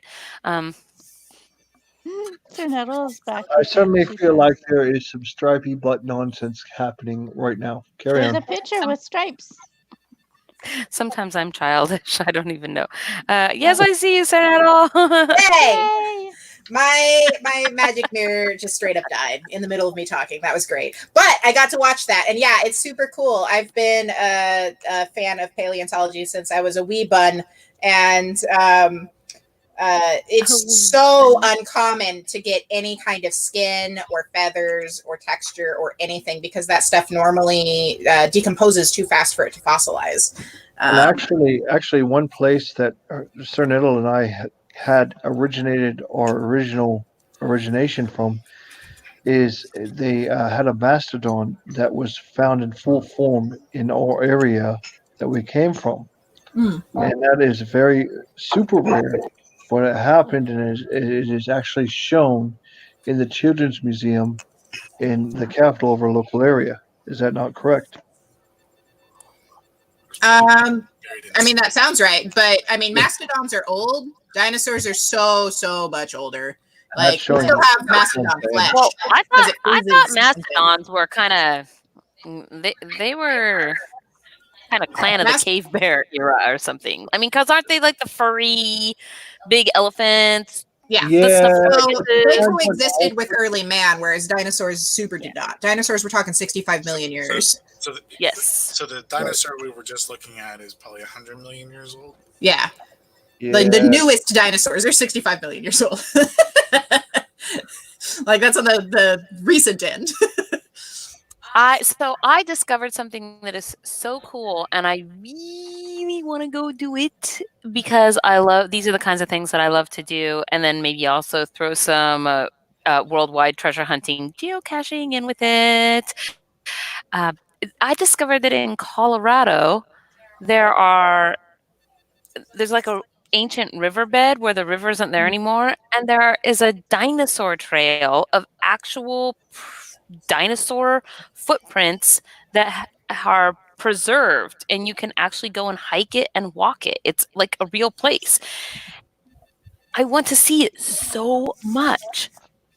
That place is relatively famous because there are people who believe the Earth is quite young, who claim to have found human footprints next to dinosaur footprints. Well, I mean, I'm sure that if you went out there and put some water in the ground or something, you could totally step on it with your tennis shoe and make a human footprint. It wouldn't be a fossilized human footprint, but yeah, sure. What are these semantics that you speak of? Weren't they mosasaur too? They were, I can't remember which species of dinosaur it was that made that trail, but it was one of the types that that keeps its young with it for a relatively long time, because they've got adult and baby tracks in there. And like, it was one of the proof that they move in herds, because it was obviously a large number of things moving together. So it's a really famous fossil discovery. It was a really big deal. I also would love to see it closer to home and newer on the timeline. If you're into like the big mammals, like mastodons and stuff, John Day out in Eastern Oregon has some really cool stuff from that era. The like Age of Giants. So I love it. This is kind of unique, I guess, to the New World, because the giant flora and fauna and all of the weird folklore and stories that go around it, the size, I mean, like just a simple armadillo, right? Man, that word means yellow in Spanish, and it's pronounced armadillo, and I never want to say it right because Amarillo is Amarillo. There's a D in the panel. There's not in the color. And the L's do a weird little. It's the L's though. It's still the L's, and I'm like Amarillo, but armadillo. So, and if you were from South America, go to Amarillo, Texas, you would say amarillo. The double L is pronounced as a SH. It's like a slang Spanish, so they don't say, for example, calle, which is street. They say calle because it's a CALLE. It's it's kind of a lazy Spanish in some parts of South America. But anyway, that is neither here nor there. I super love the I just love the idea of the giant flora and fauna, because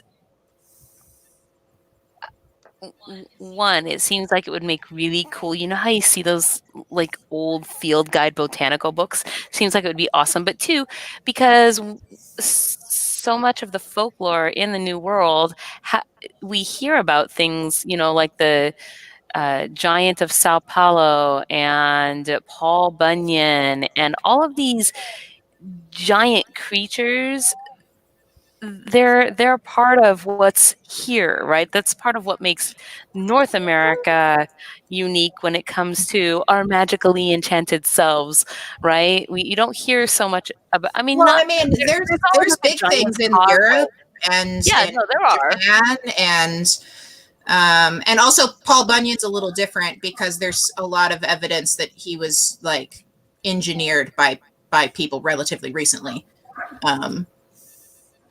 There's a whole folklore debate around Paul Bunyan. I'm not going to get into that right now, but more like Paul Bunyan is more like there's another version of him though that is southwestern. I want southwestern United States. There's another similar version. How the name is escaping me, but he's black, if I recall correctly, but like a big figure like Paul Bunyan. You mean John Henry? Because he's a completely different person. Yeah. I don't know. John Henry's the big African American one I can think of. He worked on the railroad. It was John Henry first the train. That sounds correct. Yes. Yeah. But he's a completely different person than a completely different person. But it's sort of the same idea where he was quite grand in size and did these amazing feats that are questionable for a human, right? Or someone perhaps not of mixed blood with giant blood in them, sort of like Hagrid. John Henry was a very large, dark man who did mining and who did various other things. John Henry is a very positive figure in American Paul Bunyan. No, John Henry and the steam shovel. Paul Bunyan had a blue ox. John Henry had a big hammer, and he hammered things. They're very similar and they're very different. One cuts down trees, the other one Digs cuts holes. It builds railroad tracks. I don't understand why you guys are making this distinction to me, as if I do not understand the difference between a lumberjack and somebody who lays down railroad track. I get Listen, it. listen, I guess listen, there was a Wild That's West not show. the level on which I am comparing the two. I'm just saying there's a Wild West show where they called me Babe Junior. That's Just a little saying. Babe the Big Blue Ox. Yeah, it happened.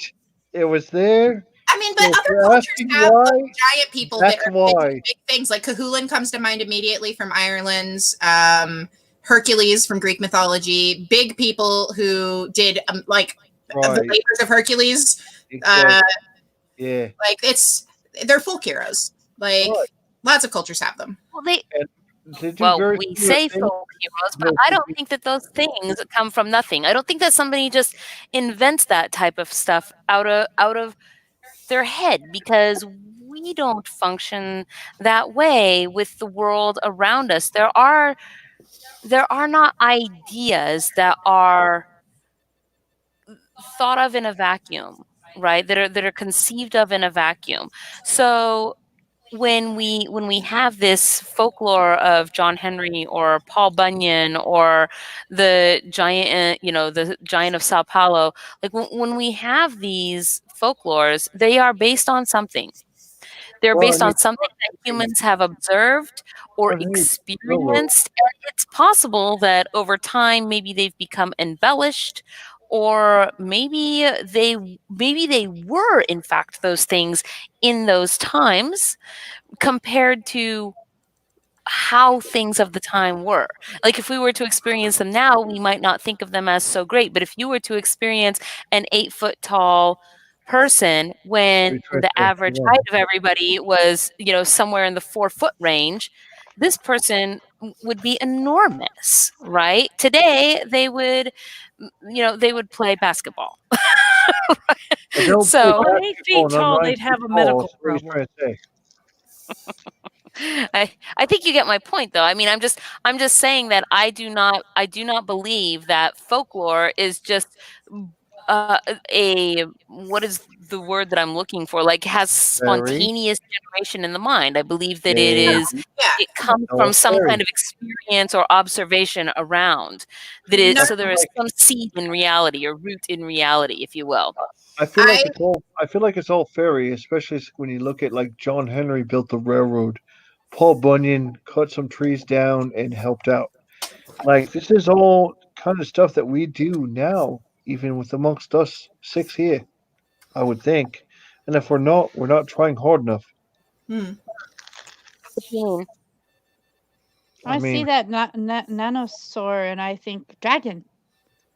Yeah, I see Princess Morbid, and I'm like, that is a Gulf princess right there. So there's there's some evidence that the ancient Greeks kept dinosaur bones and mammoth bones and things in some of their temples because they thought they were the bones of giants or dragons, and they don't like look at a mammoth skull, like completely separate from the rest of the mammoth. It's got that big hole in the middle that we now know is where the trunk came out because we've seen what an elephant skull looks like.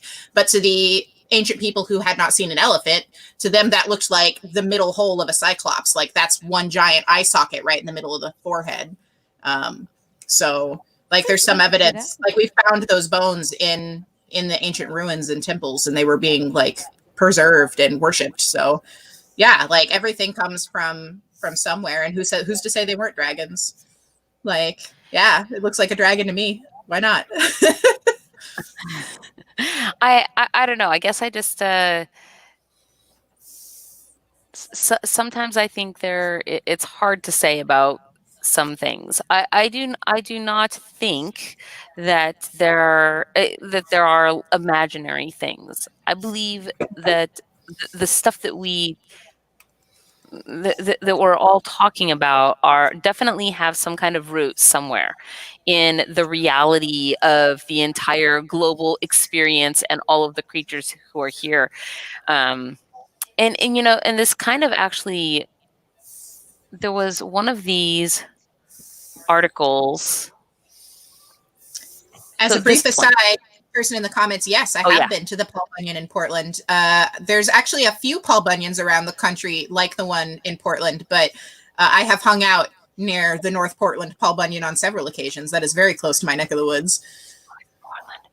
I feel I'm kind of surprised that I've never seen this one in Portland, but I have been to a Paul Bunyan in Bangor, Maine, all the way on the other side of the New World.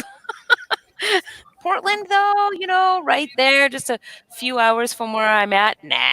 You know what I haven't done? I need to come up north and visit you guys and see the Bridge Troll, because I've not been to the Bridge Troll You yet. haven't seen He's the a bit of a Fremont Troll. jerk, and he doesn't. I mean, fine, I'll sneak in. He doesn't need to know I'm Gunther there. has never seen the Bridge Troll either. Gunther has never seen the Fremont Troll either. Yeah, I've but only seen that's him true. once. I've been keep meaning to do it, at least to, like, I don't know, sneak by him, like tweak his So nose or Count something. Nettle, But Count Nettle, next time Well, you come sir. up, Count Nettle, next time you come up, you and I will go see the Fremont Bridge Troll, and we'll take some people with us. That way, excellent. It sounds like a plan. That way, they can put it on the Book of Faces that we have seen the Bridge Troll, and I might. I feel so left out of this plan. Hold on. I I so was left gonna out of say, this Fairy plan. Princess Lolly, it sounds like that the kind of place where there would be a geocache location, wouldn't there? Oh, So, there like, is. we should make a geocache excursion up there. Just bring me along. Right? I have so much material for geocaches that I have not yet put here onto the YouTubes, and lately, because of all the stuff and the quarantine, and it keeps coming back to, like, I never did the $1 million fairy castle, and and I have it all, and I just need to do it. Okay, so have I shared the screen for this one? Because I picked another article. Okay, it's this one, and I picked this because of what we're talking about, right? Because so it is no, that's the wrong one. It is Fuzzy. Where's the title? Oh, here we go. It is a Man little claims bit to have found entrance to underground alien base on Google Earth. Okay. Okay. I mean, I find this amusing, but the reason that I picked it in relation to what we're talking about is because there are some folk out there who believe that fairies are the same as aliens, that these are the same lores that have been misinterpreted by prehistoric peoples, that they actually were always seeing aliens and they understood them to be fairies. And then the other night we were watching, Gunther and I were watching, what was that show about planets, Gunther? There was something It was actually Nova.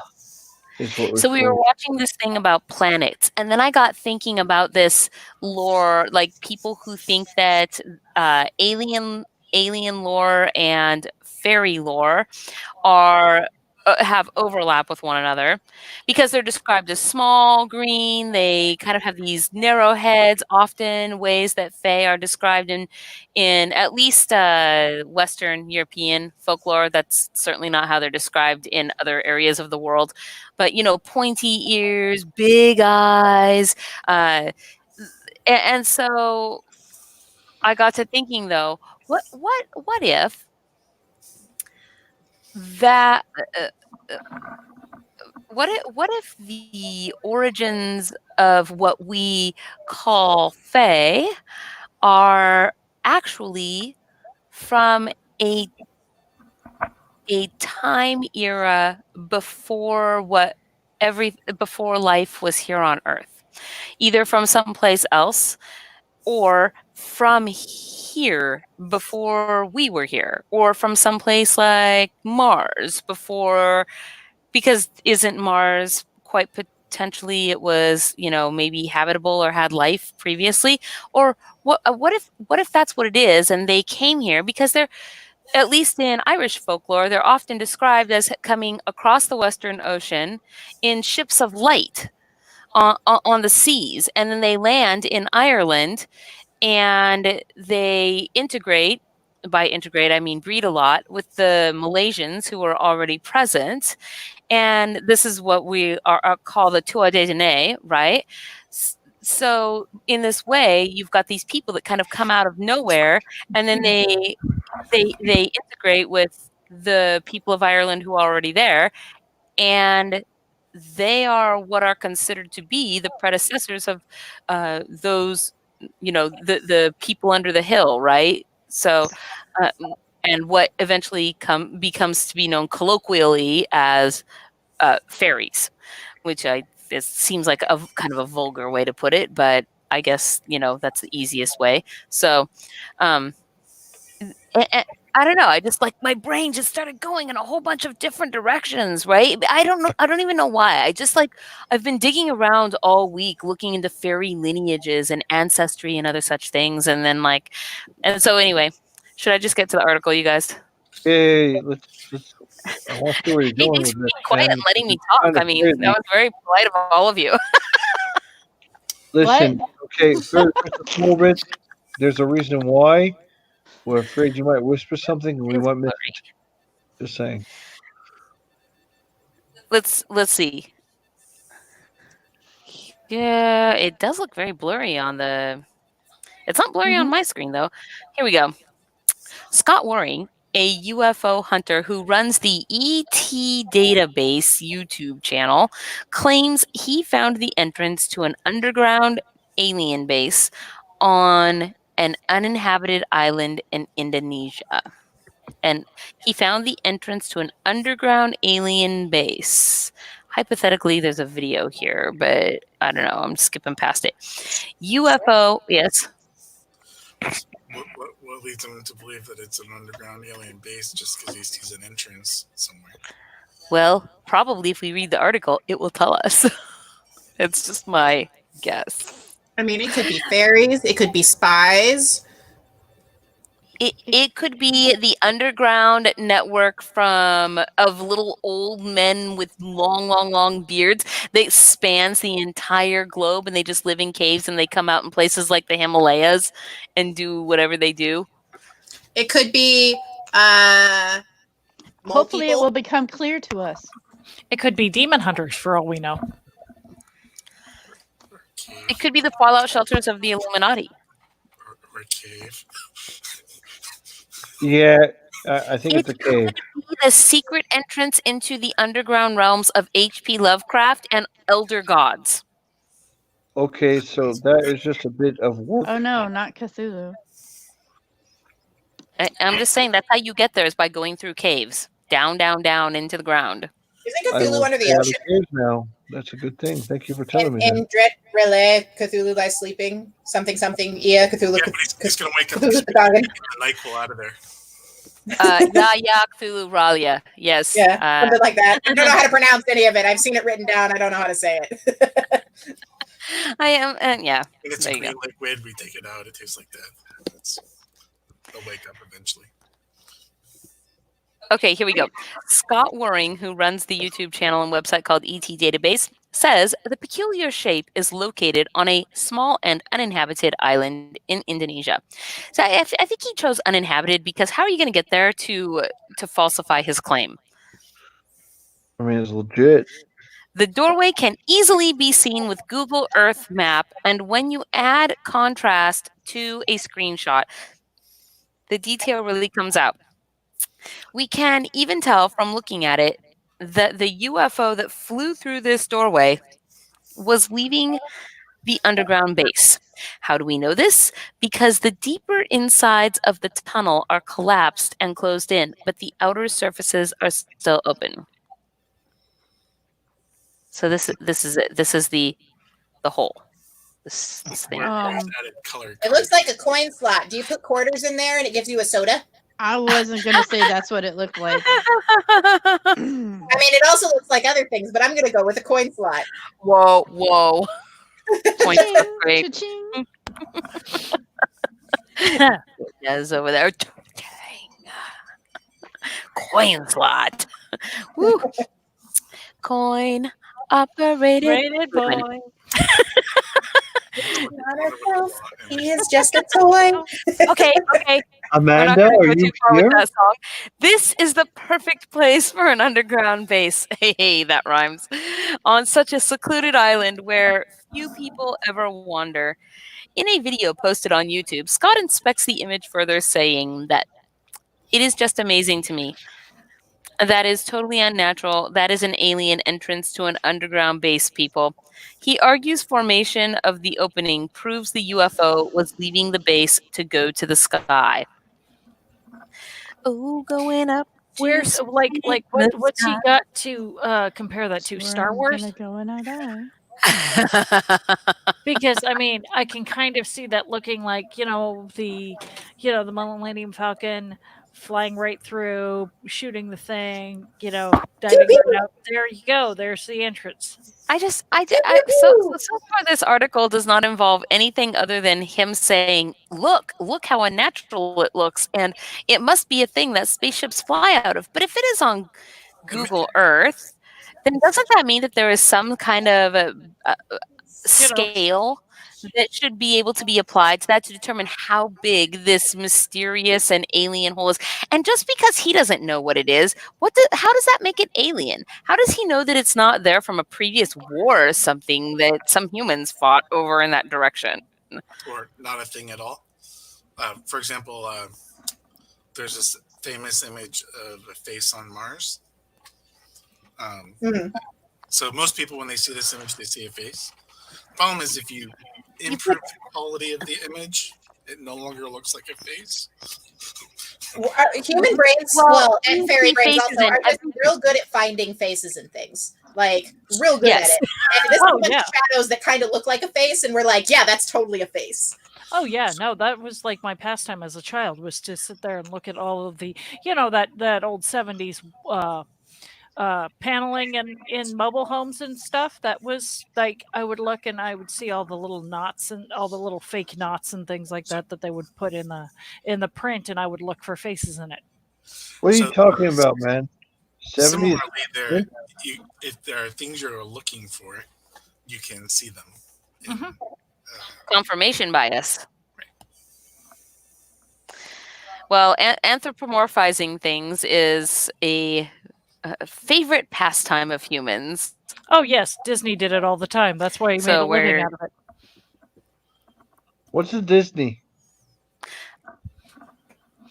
Okay, I don't know. I'm kind of done with Alien in the Alien Hole in the Ground Man, but I sort of want to see this last one. Now it's not. And I love that guy, by the way. I love that guy. It's his hair. It reminds me of Beethoven, and I really like Beethoven. I mean, not more than Mozart, but I like classical music, and he's like aliens, and I'm like aliens. So, well, I mean, there's lots of really genius people that have hair like that. Einstein, Beethoven. Gunther has hair like that. So the hair anomaly was actually quite well groomed, but that's totally besides the point. I didn't know that. I mean, all right, the grooming habits of famous geniuses.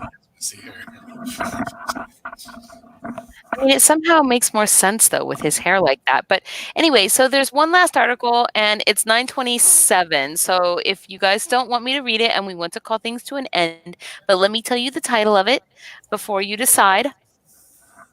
The title is It is not I Found a Knot.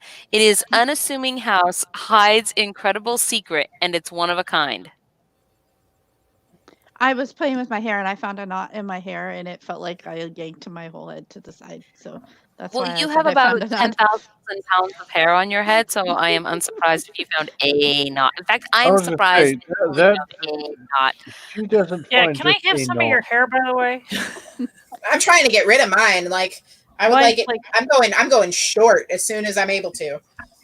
I don't even know what you're talking about. Just give me your hair when you guys are done, because surely that has a value on the goblin market. And I will be burning my hair, and no one can get a hold of it. Any kind of dark magic or goblin trading or otherwise.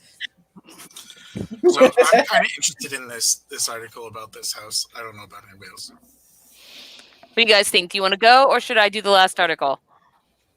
I'm here. Sure.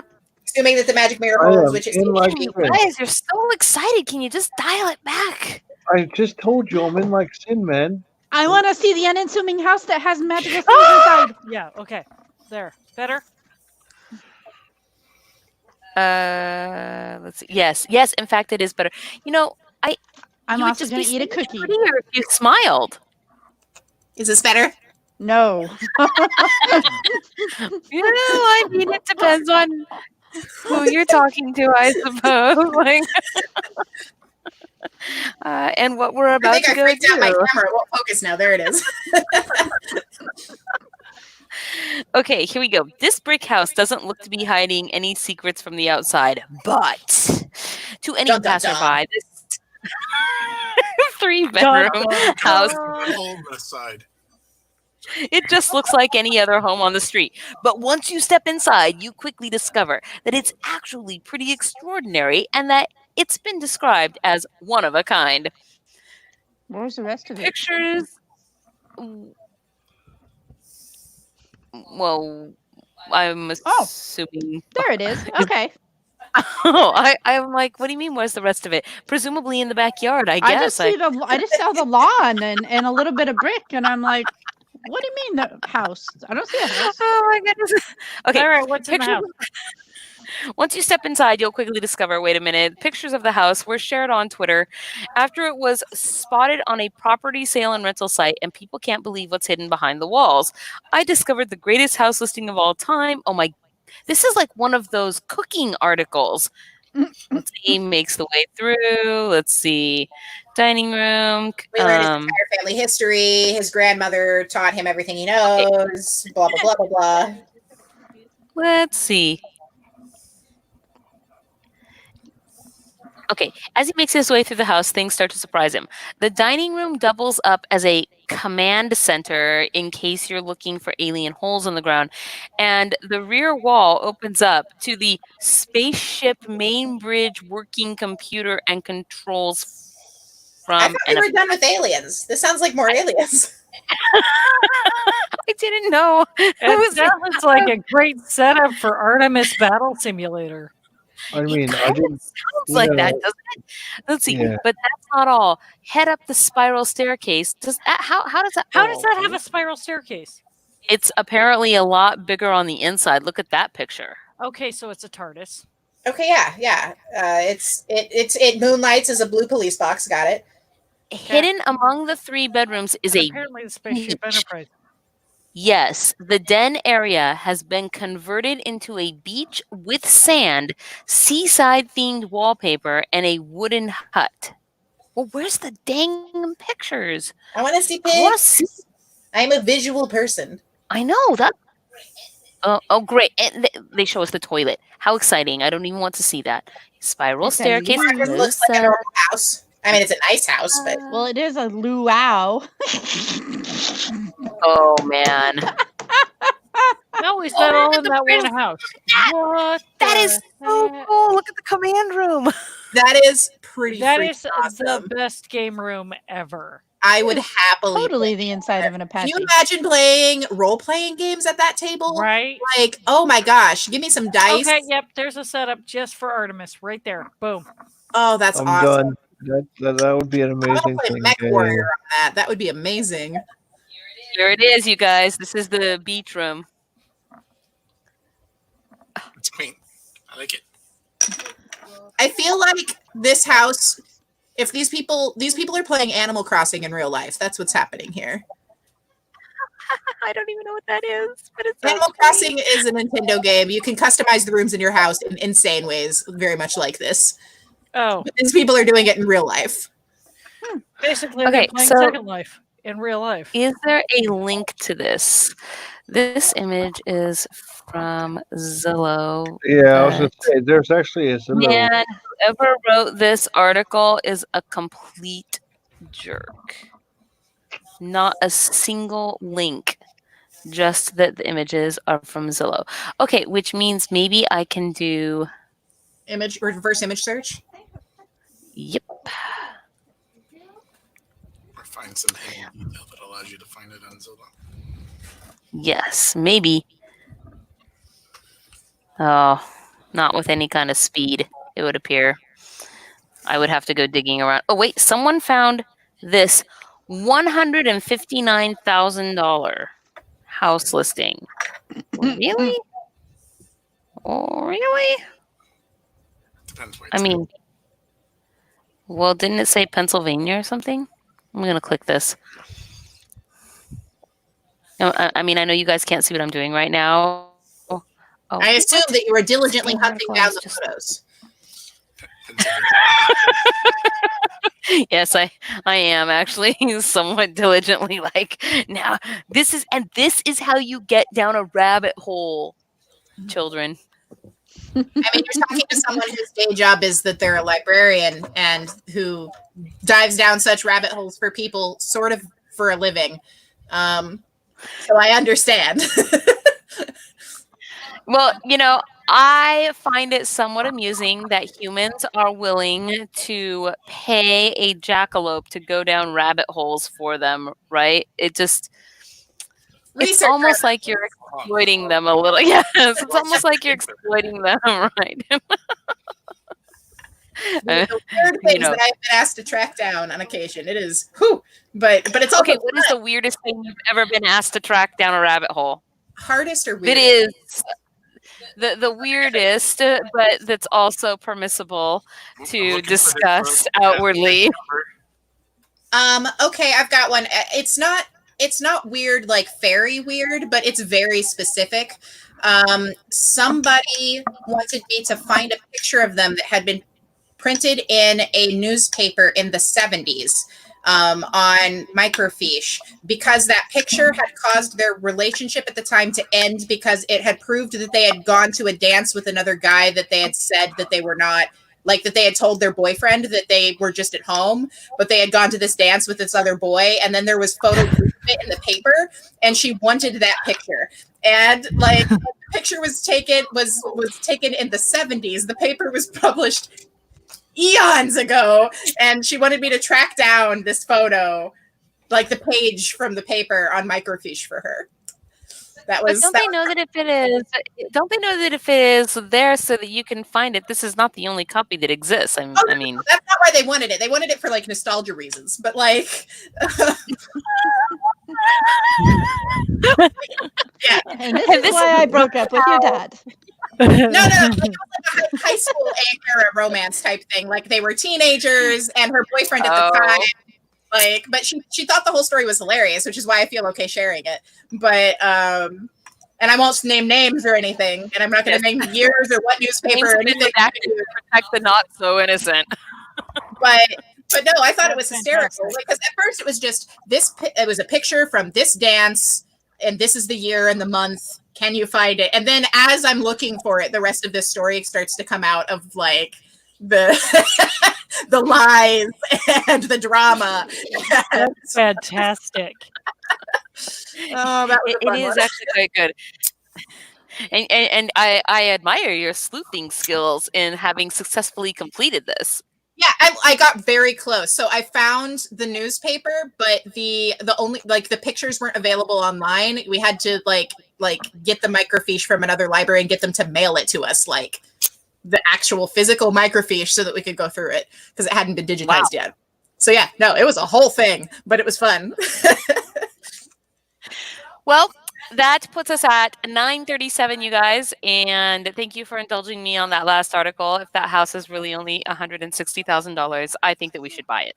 So I do too. Yeah. That's really not bad. What? Yeah. Wait, where is it? I just let me on this. Maybe Pennsylvania. Pittsburgh. It's somewhere. Oh, that's why. I was going to say that price up in the Northwest. Are you kidding? I'm just trying to say, when quarantine is ended, I want you to imagine very exclusive events at the Airbnb that we own with a command center and an indoor beach and an outdoor pool. As long as I can run the command center, I'm in. I mean, I don't know. I guess it depends on what we're doing. I don't even know how to run a command center, so it seems like a you thing. Yeah, I mean, it involves toga parties, so that's okay. Let's carry on. Have a good night. I mean, I don't do that. I just do the commanding, and other people do the functioning of the command center. Okay, Yeah, I okay, relay the you're command. okay. Hold on. Gunther, you're mixing up command center and commando, Oh. Oh, Wait, is that what's happening? which is Job. what you Isn't do it And one on that you that make note, and the other one that we do doesn't? not need to know about Gunther's commando. We do not need to know. Uh, and so on that note, we shall bid you all adieu. Good night, everybody. We will see you on Friday. Adieu to you Join and us you. on the hedge on Saturday, for we are having a hedge gathering, and the links to all of that are below, of course. And then on Sunday, we will have handmade home shopping. And it's possible that tomorrow there might be a thing, but I'm not going to make any promises. Anywho, Friday, Saturday, and Sunday, there are things that are going on, and we hope to see you all. Goodbye. I'm pushing the button. I'm pushing it. Hit the Push button. button. Why is there not a button hit?